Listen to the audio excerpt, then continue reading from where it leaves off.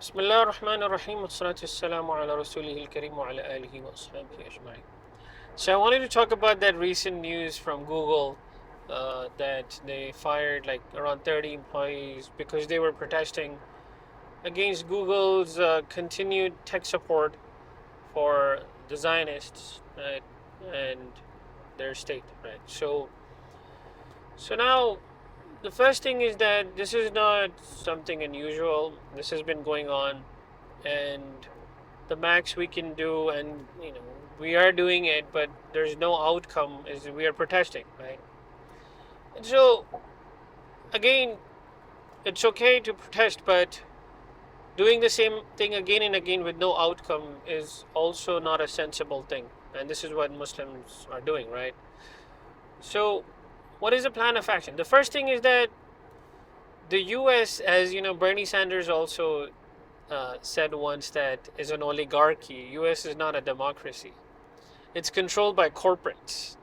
The whole perception of democracy is just to, make everyone happy, right?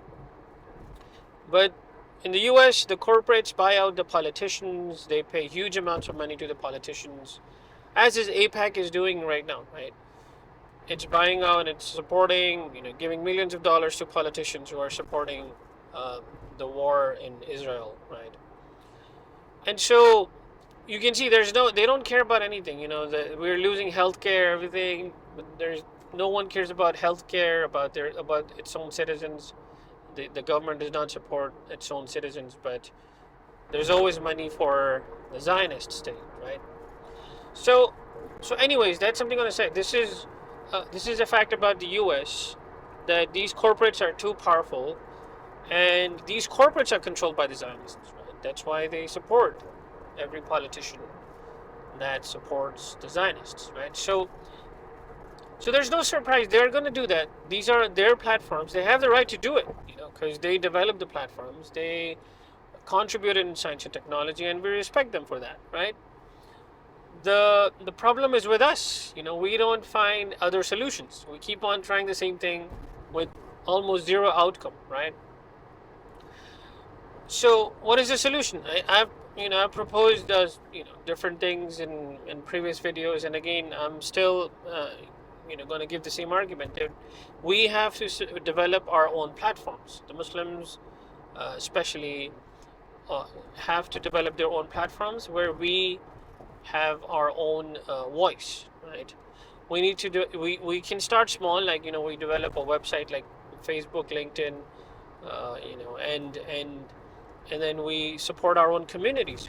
When you click on an ad on Facebook, right, and when you click on and you watch an ad on YouTube, you're putting money in the pockets of Mark Zuckerberg and Google, right? And so they're earning it because they have the platforms, right? So why not develop our own platforms?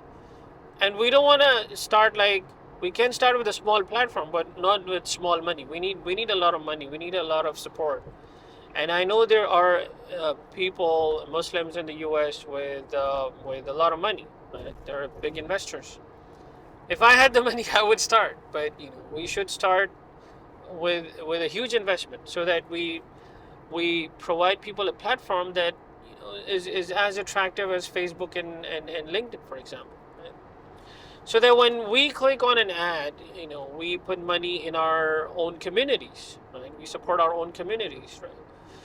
This is the only way out, and the only major way out of this whole issue, that we become self consistent, and we become independent in technology, right? Which the Muslims never listen to, right? That's the problem. Like, we keep on lamenting about the policies of the West, but we don't think of improving ourselves, getting more educated, right? I've talked to a few people, like, I've emailed a few investors, but the problem is that we get scared easily, right? There is a saying in Urdu that it's better to live the life of a lion for one day rather than living the life of a hyena for 1,000 days. It's just an Urdu proverb, right? And so we just get scared too easily. They're going to come after us and blah blah blah, right? Whatever, right? But the point is that we're not planning anything illegal, right? It's just completely legal, and we're gonna do it in a peaceful way. I don't know what is the problem with that, but again, the whole idea of MIST, this is why I gave the idea of Muslim Institute for Science and Technology, is that we develop such platforms. And inshallah, my plan is to start with a platform like this. If you want to join me, please do so. I'm just, we're just a few people, and it's just an idea that is new, and I'm all for it, and I want support. If you want to take the lead, subhanallah, inshallah, take the lead. I just want a platform where we come together as a single ummah. At least at some platform, at least we become one ummah online, right? So the whole idea is to become united, right? Develop a platform that enhances our unity, enhances our progress in science and technology. And so I'm going to talk about criticism also in other videos of that I get from people. But anyways, the conclusion of this video is that these things are going to keep on happening if we don't change our track. I've said this before, I'm going to keep on saying it, that we have to develop our own platforms. If you want to help support my cause, it's mist786.org, MIST786.org.